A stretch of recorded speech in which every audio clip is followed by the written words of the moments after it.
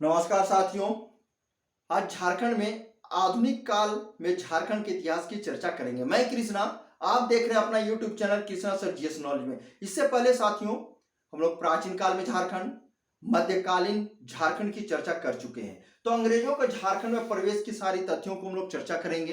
तो झारखंड में अंग्रेजों का प्रवेश का मुख्य कारण क्या था, इस मूल कारणों पर चर्चा करेंगे। तो अंग्रेजों को नए और सुरक्षित व्यापारिक मार्गों की आवश्यकता थी, यही भी एक कारण था, क्योंकि नए क्षेत्र चाह रहे थे आने जाने के लिए, और वो रास्ता कैसी होनी चाहिए, सुरक्षित होनी चाहिए, किसी तरह कोई बाहरी अटैक नहीं होनी चाहिए। दूसरी देख रहे हैं, विद्रोही जमींदारों द्वारा झारखंड को उपयोग शरण स्थली के रूप में करना था, यानी जो कर रहे थे शरण स्थली के रूप में, उनसे रोकना था। यानी जितने जमींदार जो विद्रोह थे, अंग्रेजों के विरोध थे, वो विद्रोह करते थे अंग्रेजों के प्रति और जाकर शरण लेते थे, झारखंड के स्थल में आते थे, इन्हीं लोगों को रोकना था।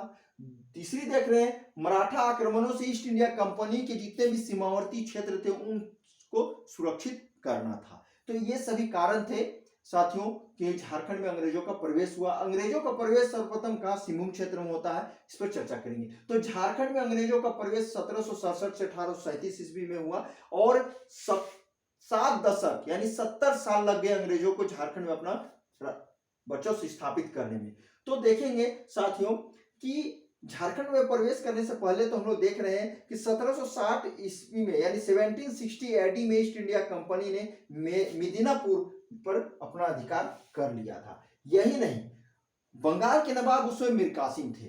तो बंगाल के नवाब मीर कासिम के विरुद्ध दिसंबर 1763 ईस्वी में अंग्रेजों की एक सैनिक टुकड़ी मेजर एडम्स के नेतृत्व में झारखंड के रास्ते से गुजरकर बंगाल पहुंची थी।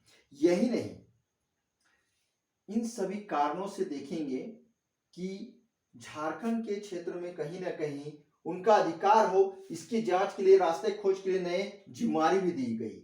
आगे चलकर देखते हैं कि 1764 ईस्वी में बक्सर के युद्ध में अंग्रेजों ने भारत के 3 बड़ी शक्तियां, बंगाल के नवाब मीर कासिम, मुगल बादशाह शाह आलम द्वितीय और अवध के नवाब शुजा-उद-दौला को पराजित किया। अवध कहां, आज लखनऊ पड़ता है, यूपी में। इन 3 बड़ी शक्तियों को बक्सर के युद्ध में अंग्रेजों ने 1764 ईस्वी में पराजित किए। और हर युद्ध के बाद एक संधि होती है, अंग्रेज चालबाज थे।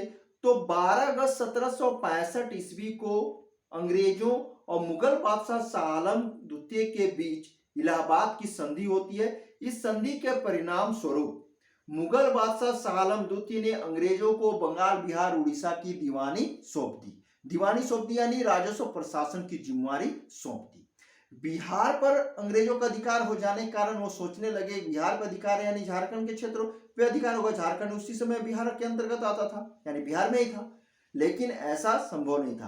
अंग्रेजों को झारखंड के क्षेत्रों के में अपने अधिकार करने, यहाँ से के राजाओं से सालाना कर वसूलना इतना आसान नहीं रहा, काफी विरोध का सामना करना पड़ा। यही कारण देखेंगे कि झारखंड में अंग्रेजों का प्रवेश सर्वप्रथम 1767 ईस्वी में सिमुम की ओर से हुई।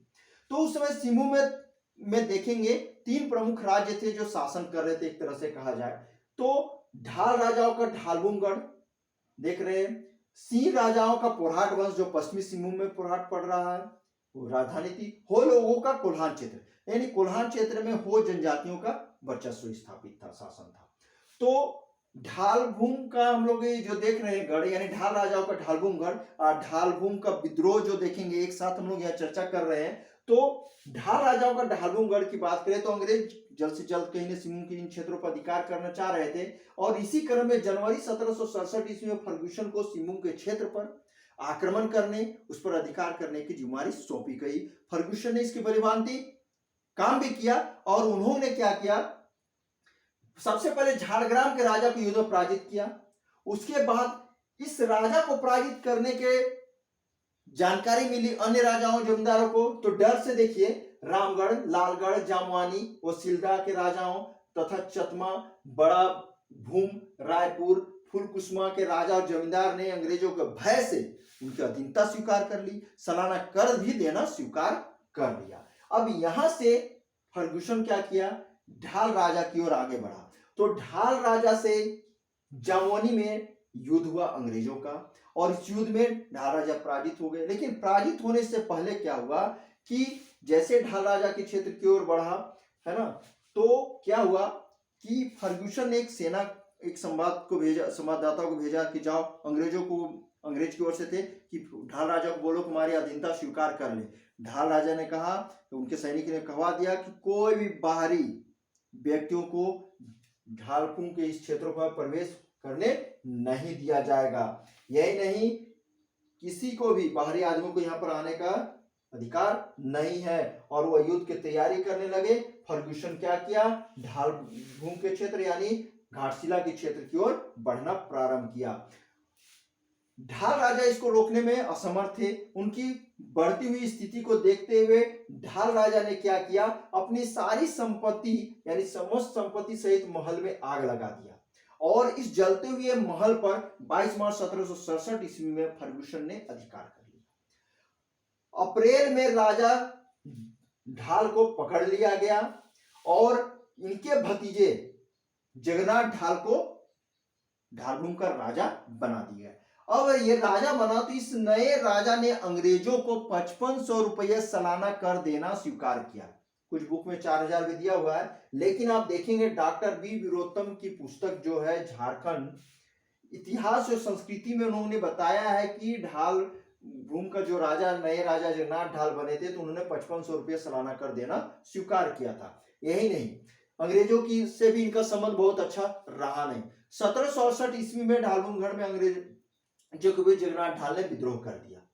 अब इस विद्रोह को रोकने के लिए अंग्रेजों ने लेफ्टिनेंट रूक को भेजा। लेफ्टिनेंट रूक ने असफल प्रयास किया, लेकिन वो इन पर कंट्रोल नहीं कर सके, यानी जगन्नाथ ढाल पर नियंत्रण स्थापित नहीं कर सका और उनके भाई नीमू ढाल को बंदी बना लिया। फिर देखेंगे कैप्टन चार्ल्स मॉर्गन को भेजा गया इनको नियंत्रण करने के लिए, लेकिन उनको भी काफी विरोध का सामना करना पड़ा। तत्पश्चात जगन्नाथ ढाल को गद्दी से हटा दिया गया और उनके भाई नीमू ढाल को ढालपुर का नए राजा बना दिया गया। नए राजा बनाने के बावजूद आप देखेंगे जगन्नाथ ढाल ने विद्रोह करना जारी रखा, यानी अंग्रेजों का विरोध करना जारी रखा और यही नहीं, आसपास के बहुत सारे क्षेत्रों पर अधिकार भी कर लिया। इसी बीच देखेंगे ढालपुर के पर्वतीय क्षेत्र के भूमिजों ने नए राजा नीमू ढाल के विरुद्ध विद्रोह कर दिया। इस विद्रोह को तो अंग्रेजों ने दबा दिया, लेकिन बहुत से जो जनता थे वो जगन्नाथ ढाल के नेतृत्व में अंग्रेजों का विरोध करता रहा और जगन्नाथ ढाल ने क्या किया, नीमू ढाल जो नए राजा थे उनके बहुत सारे क्षेत्रों पर आक्रमण करके अधिकार कर लिया।